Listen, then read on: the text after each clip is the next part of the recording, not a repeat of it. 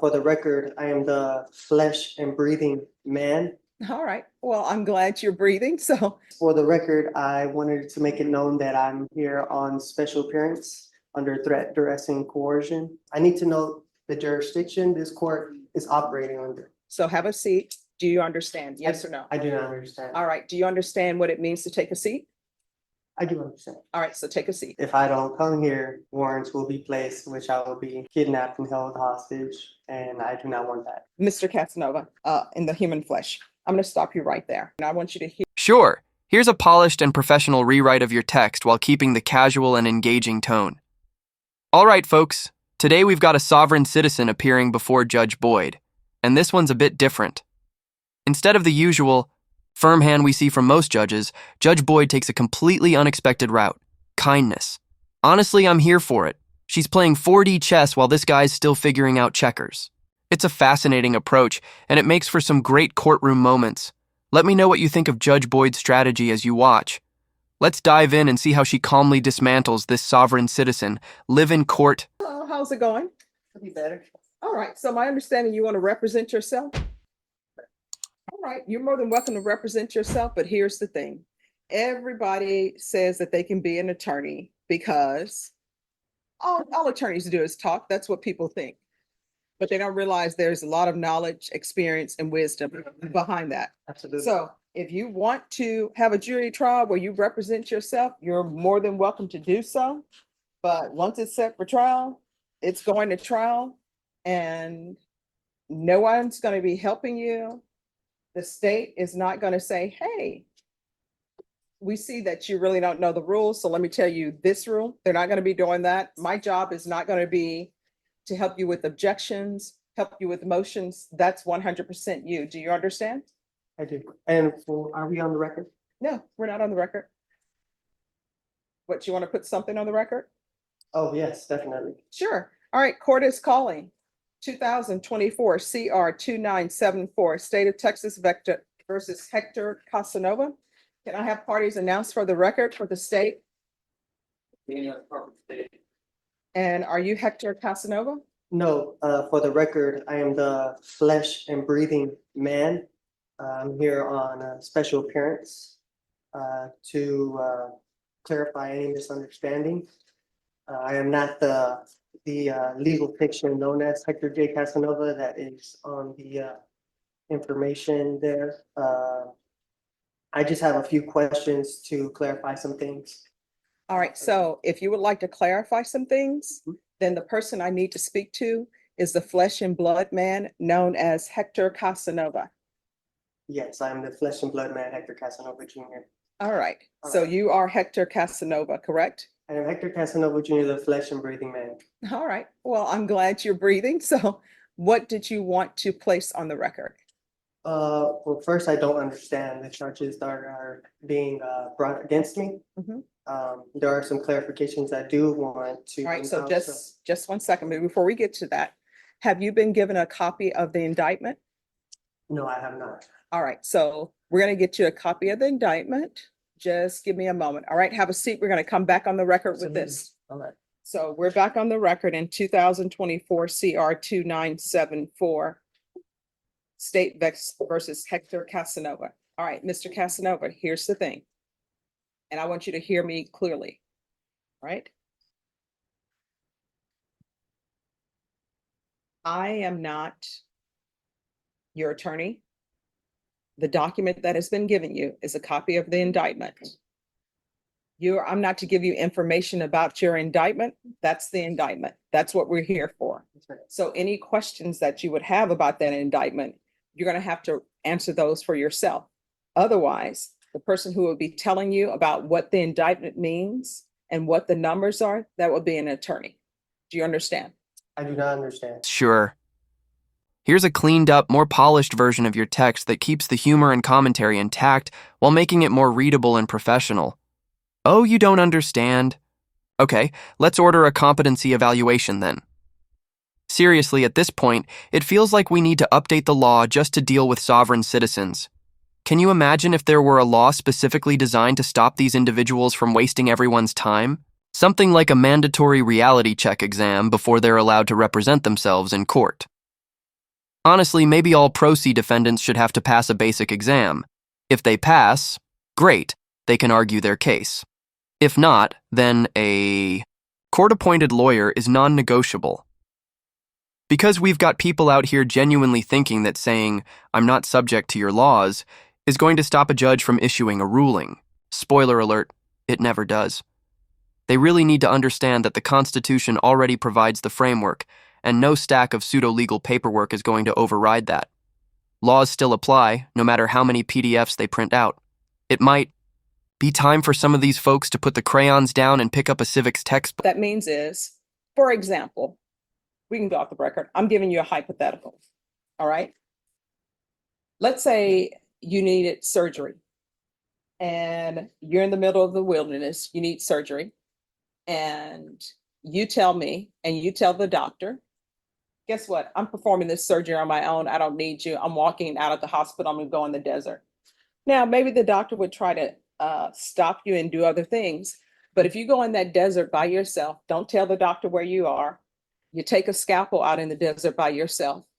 You don't get to call the doctor and say, "Hey, I'm in the middle of the desert performing surgery. I'm going to be my own anesthesiologist. I'm doing all of this." How do you do this? Because they're not going to tell you. It's the same thing here. You're saying that you do not want to be represented by an attorney. You want to represent yourself. So that motion, that indictment, I'm not to tell you anything about what that indictment is. The state is not to tell you, "Oh, this is what this indictment means. This is the range of punishment." Those are things that you're supposed to do. Do you understand? I still don't understand. All right. So just have a seat. This is what's going to end up happening. You're going to have an attorney. That attorney is going to come over to the court right now. You're going to speak to that attorney. After you speak to that attorney, we're going to go forward. Ms. Ferguson, can you call managed assigned counsel and let them know that we need an attorney over here?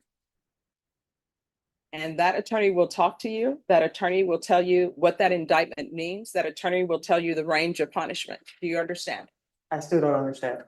All right. Well, I don't know how I can further make you understand. Are we on the record? Yeah. All right, Norma, get someone from managed assigned counsel here, please. All right, just have a seat and we're going to have an attorney come down. All right. I would like to ask some questions on the record, if I may, while I have your time here. Oh, no, let me just tell you, you'll have my time till 5 o'clock because that's how long we're here. What is going to end up happening is an attorney from managed assigned counsel is going to come down. Do you understand? I do not understand because I don't feel like I am needing an attorney because I'm here to represent myself as the flesh and breathing man, Hector Casanova Jr. Let's see.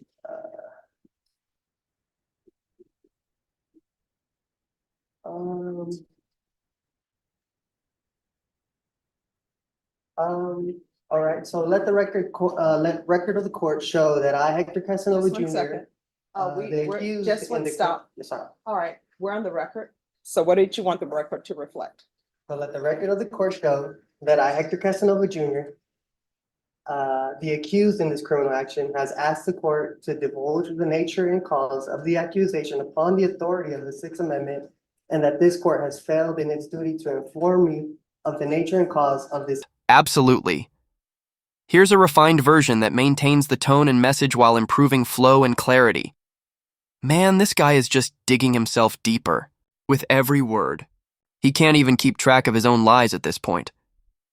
The judge already laid everything out for him, crystal clear, what he's being accused of, and yet he's still sitting there pretending like he has no idea what's going on. It's like he genuinely believes that the longer he stalls, the more effective his little sovereign citizen script will be. Newsflash. It's not working. It's actually just getting more embarrassing by the minute. How do you walk into a courtroom, get clearly told what you're being charged with, and then act like the truth is somehow irrelevant? It really feels like he's putting on a performance, more than making a defense, and let's not forget, lying in court is perjury, which is a serious crime. The judge spelled everything out, and he's still choosing to lie to her face. Honestly, it's not looking good for him at all. And Furthermore, let me let the stop you. record also show. Mr. Casanova, let me ask you a question. Have you been given a copy of the indictment? I believe so, yeah. All right, so let the record reflect that Mr. Casanova has been given the copy of the indictment. And the copy of the indictment, it tells him what he is charged with. You may continue. Now, these charges, are they, civil? Is this a civil charge or a criminal charge? All right, that is something that if you had an attorney to represent you, they would be able to tell you. What the court can tell you is that you are in a felony court and this is a criminal court. Okay. So, this being a criminal, let the record of the court show that the action against me is criminal action. My following question would be, the Constitution grants this court two types of criminal jurisdiction. Criminal jurisdiction under the common law and criminal jurisdiction under the admiralty or military tribunal. In which of these two jurisdictions does this court intend to try me? All right, so this is what is going to happen, Mr. Casanova. Someone from managed assigned counsel is going to come over and you can speak with them or not speak with them. But the questions that you are asking the court are not, some of them are not in any shape, form, or fashion related to the fact that you're in a criminal district court. Do you understand? I do not understand. Okay. But I don't think you'll be violating your oath of office if you did your duty under the Constitution. I am not seeking legal advice. What I want to know is legal intent. Mhm. I have the right to appear as myself in my own person without a licensed attorney. In order to intelligently defend myself, I need to know the jurisdiction this court is operating under. Mhm. Let's see. So therefore, will you please answer the question so that way this court is properly identified? All right, you're in the 187 District Court. It's a criminal court. You're on the 4th floor. Thank you. This Constitution grants this court two types of criminal jurisdiction. Criminal jurisdiction under the common law and criminal jurisdiction under All right, I'm admiralty or going to military counsel, tribunal. I'm sorry, Mr. Casanova, in the human flesh. I'm going to stop you right there. What is going to end up happening, I want you to hear me clearly. An attorney is coming over for managed assigned counsel, period. That's it. So have a seat, managed assigned counsel will come over. Do you understand? Yes or no? I do not understand. All right, do you understand what it means to take a seat?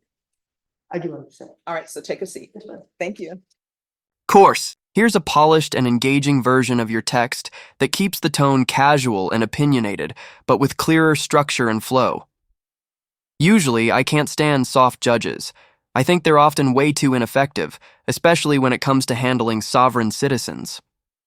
Most judges either lose control or just don't deal with them the right way. But honestly, I wouldn't even call Judge Boyd soft. She's calm, collected, and completely in control, and that approach is perfect for dealing with this guy.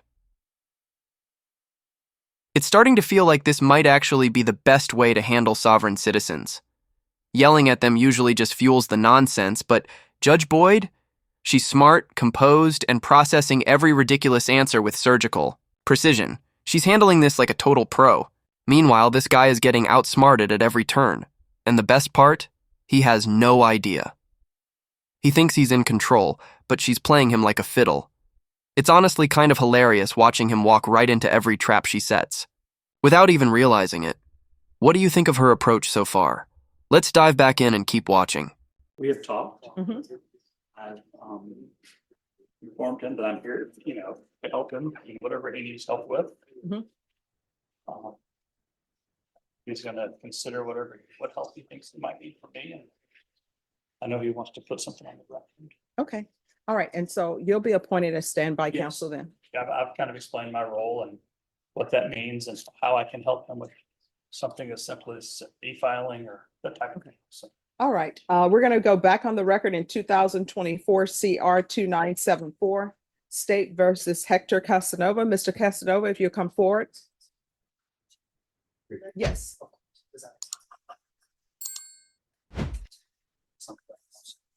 All right, so Mr. Casanova, Mr. Bach is going to be your standby counsel. And that's someone that if you have questions, you can ask him legal questions or what you may have. Thank you for your consideration. All right. Uh, And he informed me you wanted to place something on the record? yes, for the record, I wanted to make it known that I'm here on special appearance under threat, duress, and coercion. All right. Who threatened or coerced you to come to court? The county of Bear, Texas. How State. so? Well, if I don't come here, then warrants will be placed, which I will be kidnapped and held hostage, and I do not want that. So that's why I'm here under special appearance to clarify any misunderstandings and to let it be known where I stand on the record. Okay. Is there anything else? I said everything that needed to be said. Okay.